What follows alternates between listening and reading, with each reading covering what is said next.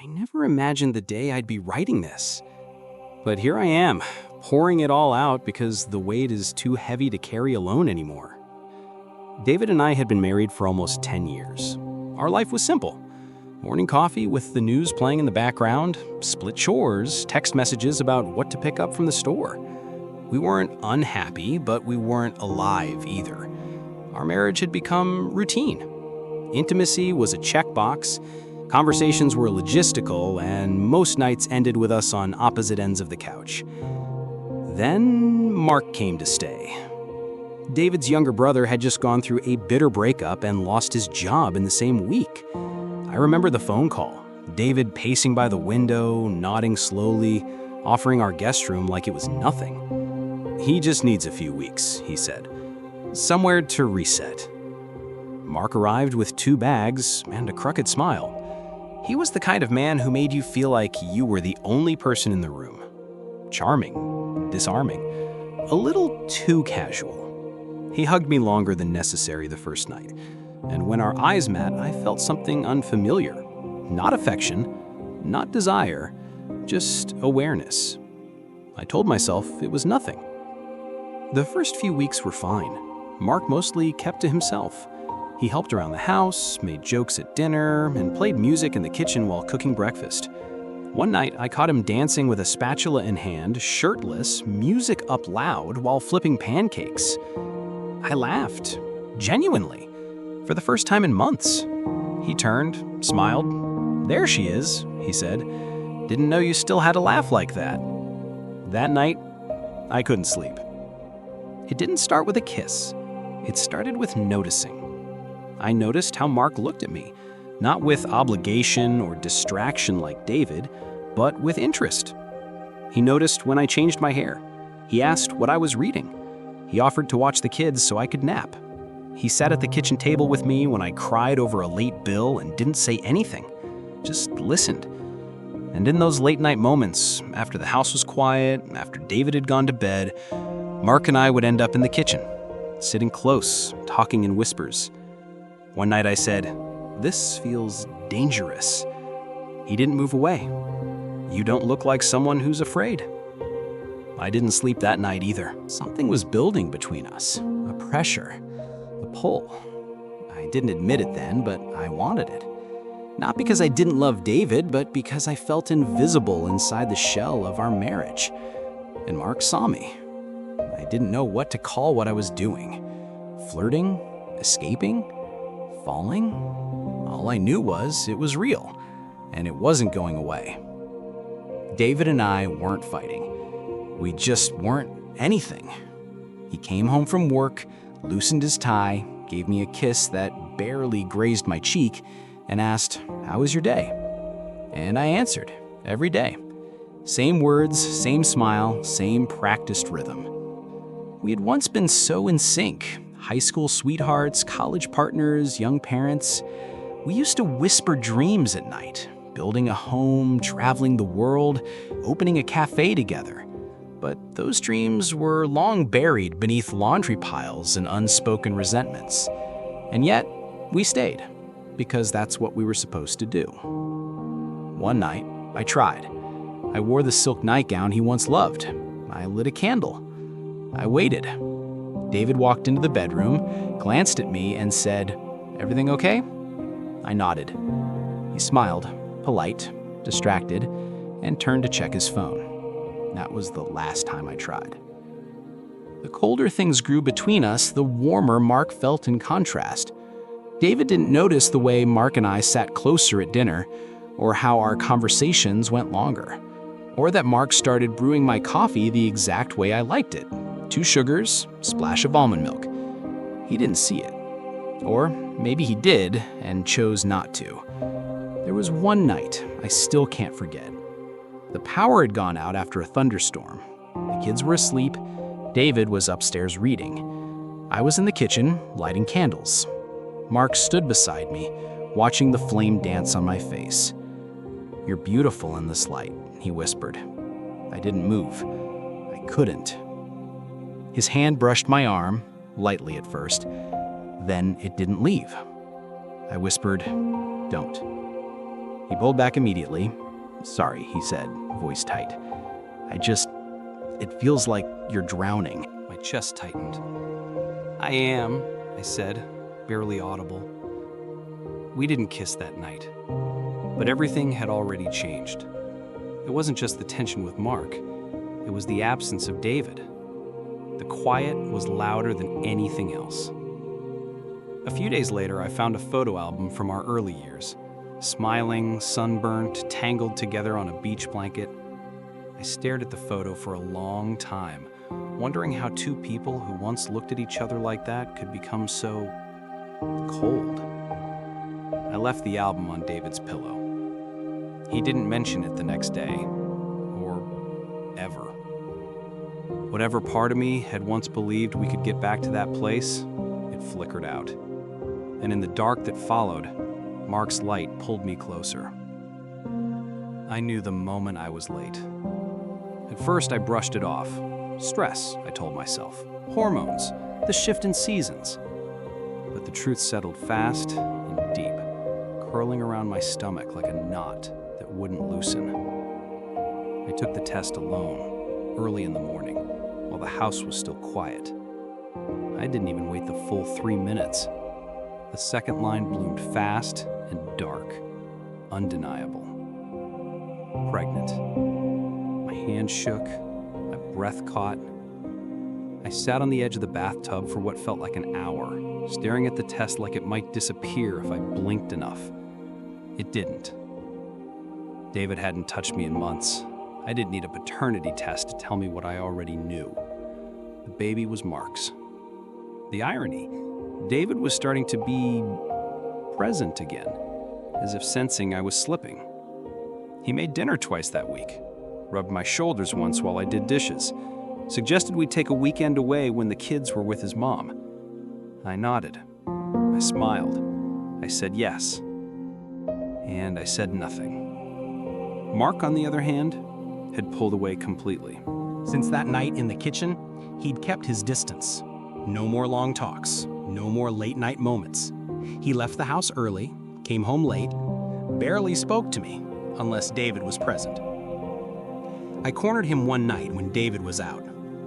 "We need to talk," I said, my voice sharp and trembling. He looked at me like I'd slapped him. "About what?" I held up the test, just like that. No words. Mark froze. His face turned pale. He rubbed his jaw, swore under his breath. "Are you sure?" I didn't answer. I didn't have to. He sat down hard on the couch. "You can't keep it." My throat closed. "I'm not," I started, but the words tangled in my mouth. "You don't know what this will do to David, to us. There is no us. You made sure of that." Mark stood, paced. "We made a mistake, okay? That's what this was, a mistake." I nodded slowly. "Then I guess this is my mistake to deal with." And I walked out of the room. The next morning he was gone. Not forever, just for the weekend. Or so David said. Mark needed some space, he explained. Said he had to clear his head. I smiled. Sounds fair. But inside, something inside me was cracking. Not because of Mark, not even because of David. Because I was carrying a secret beneath my skin. A heartbeat I didn't ask for. A consequence I wasn't ready for. And I was going to have to lie to the man I married. Sleep beside him. Let him believe he'd made this child with me. I wanted to be the kind of woman who couldn't do that. But I wasn't. I was the kind of woman who had, and who would keep doing it. By month 7, the weight of it all became too much. Not just the physical weight of the pregnancy, though my back ached constantly and my ankles felt like balloons, but the emotional load, the lies, the silence, the pretending. It clung to me like damp clothes I couldn't strip off. David was doting, suddenly, eerily. He painted the nursery, started reading books about fatherhood again.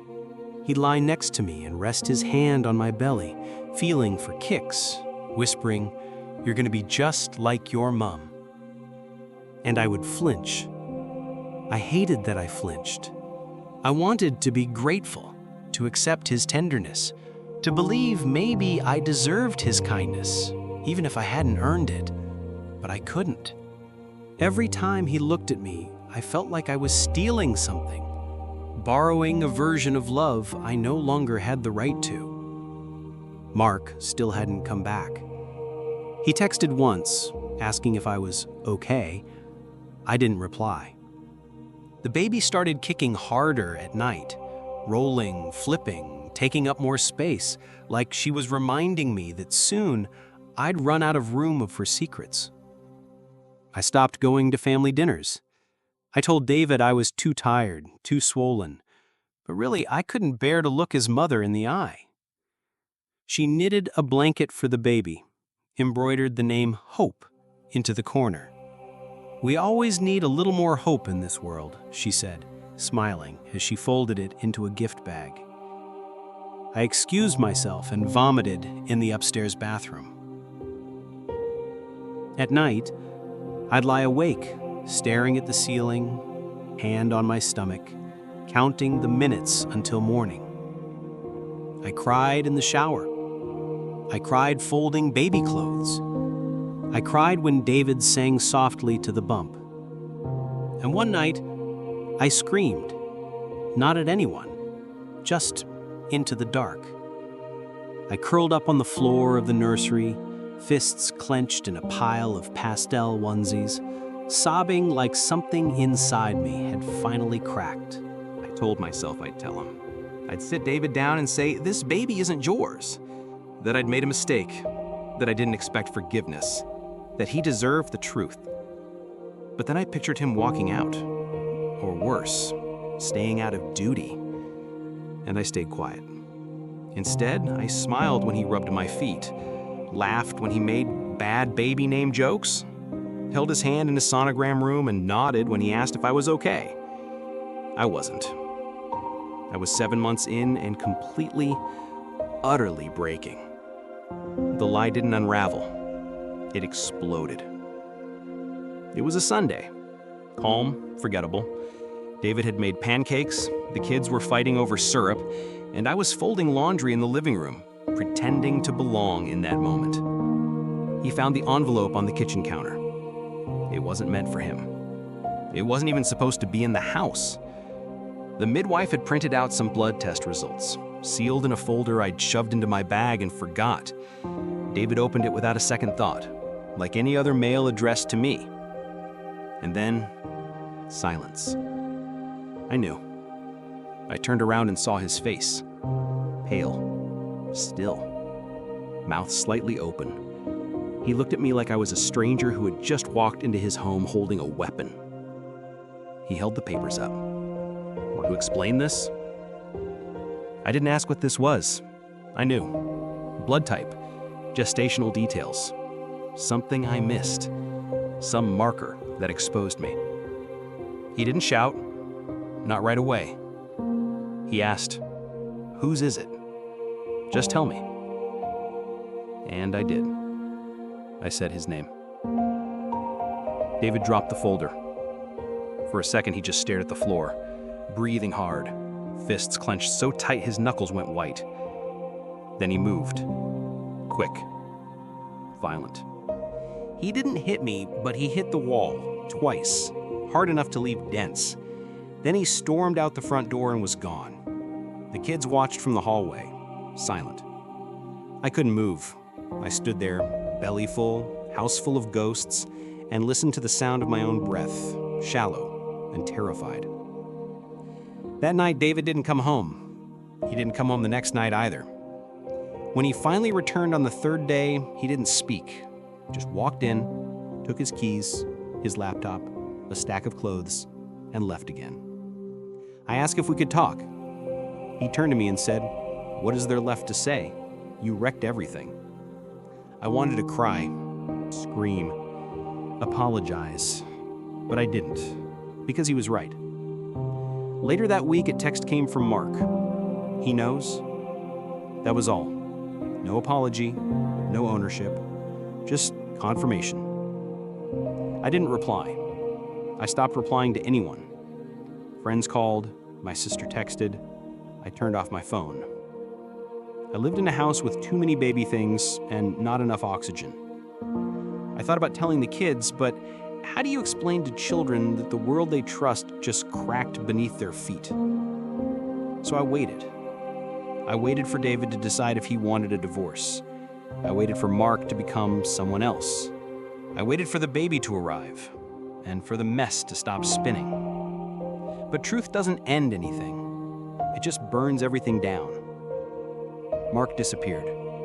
Not literally, not in the police report sense. He just ghosted. Deleted from the group chats, stopped calling David, stopped calling me. He vanished from our lives like a chapter that had never been written. David blocked his number, unfollowed him, told his mother not to mention him again.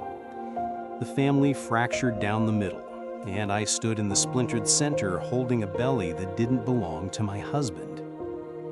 Mark's silence felt deliberate, cowardly, cruel.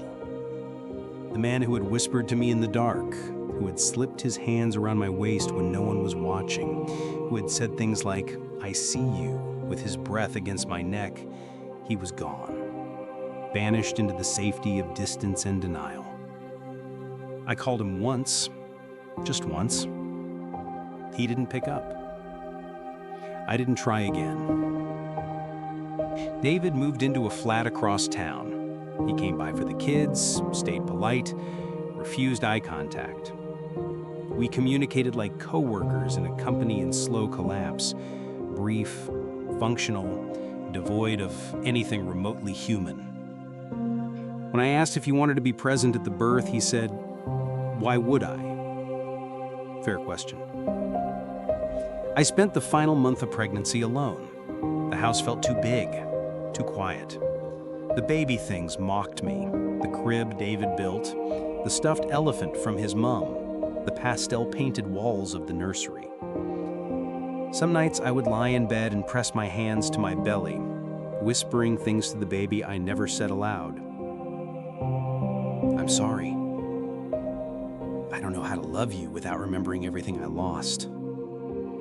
You're not a mistake, but God, you came from one." I stopped answering the door. I let dishes pile up. I ordered takeout and left the bags on the floor.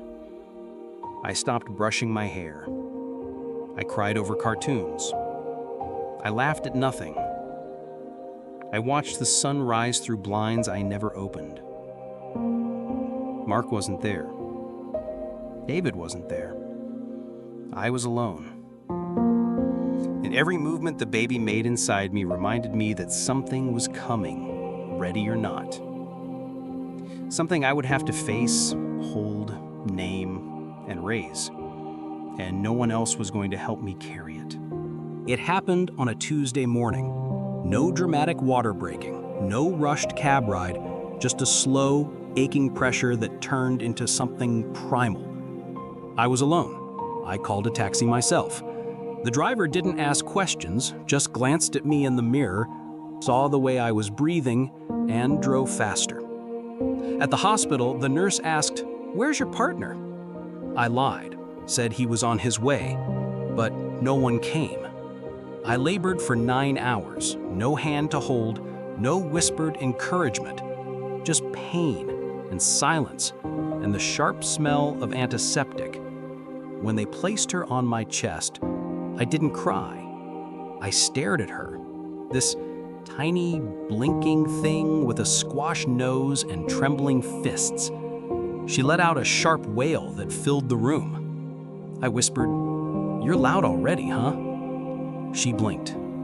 I named her Leah, not because it meant something, just because I'd had the name in my head for weeks and couldn't picture her as anything else. A nurse asked if I wanted to list the father's name on the birth certificate. I said no, just shook my head and looked away. Later, in the quiet of the hospital room, I sat up in bed and held her close. Her skin was soft, Her eyes were dark, not like David's. She looked like Mark. And in that moment, I hated that. Not her, never her, but the resemblance, the echo of him. She yawned, her mouth stretched, just like his. I looked out the window at the street lights glowing through the fog and realized something painfully clear.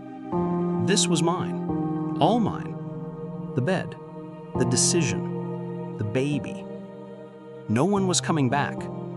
No one was going to say, let's figure this out.